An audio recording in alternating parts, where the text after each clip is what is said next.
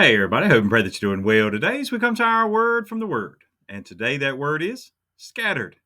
Scattered. Now, we saw some of the groups we were talking about at the end of last week. And now today, if you're watching daily, today, Monday, as we go starting in Genesis 11 this week. And remember that Genesis 11 happened before Genesis 10. So the events of what's recorded happened before Genesis 10. And it's important. You might would think, well, why is that the case? Why didn't they just write it in chronological order? Well, sometimes too, remember that as they're writing things, they're trying to, as Moses is recording this, as the Lord tells him, he's trying to put things together so we can see them.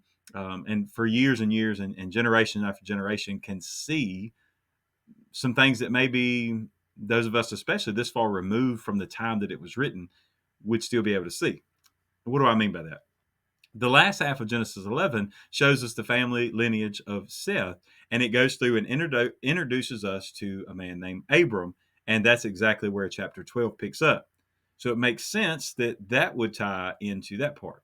Let's also remember that the chapters were they were put in after all these things were written. That was put in for our convenience and easy reference, rather than actually written down to begin with. When it was written down to begin with, it was just written on a scroll all together, one thing after another. Now, having said all that, the first half of chapter 11 is what we're going to deal with today. That word scattered having to do with the Tower of Babel. And this is the point at which all of our languages that we have, even today, right? The reason that we have different languages came from this event. Now, it is one thing I want you to think about pre flood, think about what it was like then, and then think about and look at what directions are given here. And let's look and see maybe why God scattered all the people. So, Genesis 11, verses 1 through 9 today. Now, the whole earth had one language and one speech. And it came to pass, as they journeyed from the east, that they found a plain in the land of Shinar, and they dwelt there. Then they said to one another, Come, let us make bricks and bake them thoroughly. They had brick for stone, and they had asphalt for mortar. And they said, Come, let us build ourselves a city, and a tower whose top is in the heavens. Let us make a name for ourselves, lest we be scattered abroad over the face of the whole earth. But the Lord came down to see the city and the tower which the sons of men had built. And the Lord said, Indeed, the people are one, and they all have one language. And this is what they begin to do. Now nothing that they propose to do will be withheld from them. Come, let us go down and there confuse their language, that they may not understand one another's speech. So the Lord scattered them abroad from there over the face of all the earth, and they ceased building the city. Therefore its name is called Babel, because there the Lord confused the language of all the earth, and from there the Lord scattered them abroad over the face of all the earth. Now, no wonder that the Greek word for Babel, Babylon, no wonder that babbling that we get in our English language today, no wonder it all comes from this event. You imagine being there working on this tower, working on this city, working on the different things, and then all of a sudden you and your coworker are speaking different languages. You can't communicate, and all of a sudden you listen around and you really can't communicate with hardly anybody. So naturally, what happens as a result is everybody gets with those that speak their same language, and then they are scattered abroad because then, hey, this is too confusing. Let's move on to our own place where we can work together.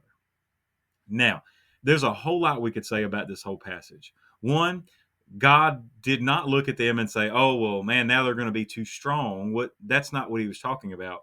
What he meant is now evil is again, they're coming together to do sinful things. And so basically, as long as they can still communicate with one another, that's only going to get worse, right? Nothing's going to stop them from continuing to grow in sin.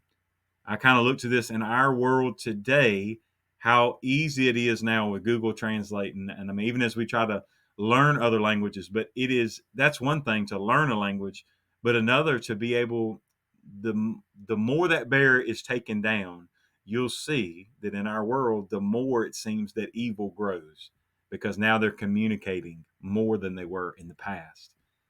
Now, what does that have to do with things about the flood that I mentioned earlier?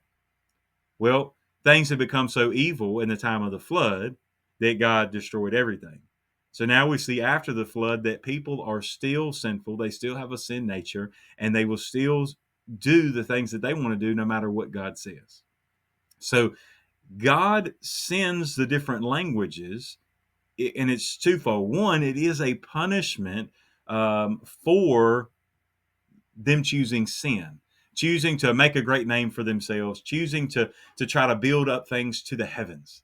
It is kind of funny that God has to come down to look down at the tower, right? He has to come down to look at it. You could never build a tower tall enough. Their purpose was to make a name for themselves.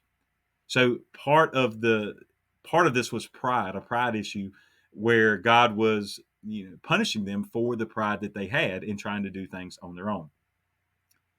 The other part of this is probably something that you may have missed. I've missed in times past at looking at it. God scattered, and we say, well, yeah, they scattered because, hey, this is where all the races come in, because the family groups go along. And we kind of talked about that the other day with groups. But we forget that God told them to fill the earth. God told them to spread out, but they didn't do it. They were comfortable in one location. They were comfortable where everybody could work together. We look at this and say, man, God says the people are one, and that's a bad thing. Today, he looks down and wants the church to be one, and that would be a great thing. But what he saw was that was not good, because he told them to spread out and fill the earth. So God sends punishment so that his will be done, so that they will carry out, even in their disobedience, they are obedient to the word that he had first commanded, to go and spread and cover the earth. I can't help but think about this and then think about the persecution that happened to the early church, right? With God's intention to go to spread the gospel. And yet it didn't happen to begin with. It didn't spread out as much. And then when did it really spread a lot? When Saul, who later became Paul, when he started doing things against the church, and then it spread like wildfire because all the people were running away. And I won't say running, but I mean they were going to get away from that persecution, and what it ended up doing was making the gospel spread. But here in the Tower of Babel, we find out that the people did not obey. So God says, well, my will is going to be done. So as a result, now I'm going to confuse your language, and now you will be scattered. This all had to do with the will of God.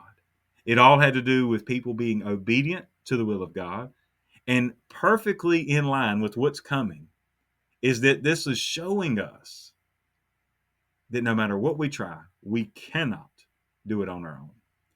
We cannot be good enough. We cannot be holy enough. We cannot do it right. Our minds and our hearts are just bound and determined to defy God. So it is only by his indwelling spirit in us now as believers that keeps us from continually doing evil things. Today, I would just encourage you in this. Don't make God send punishment to get you where he wants you to be. Don't make it be that you're supposed to be doing something and you continue to refuse it. Don't make it have to come a difficult way. See, if they'd been obedient in the beginning, maybe we'd all still have one language today. God bless you, and I pray you have a great, great day.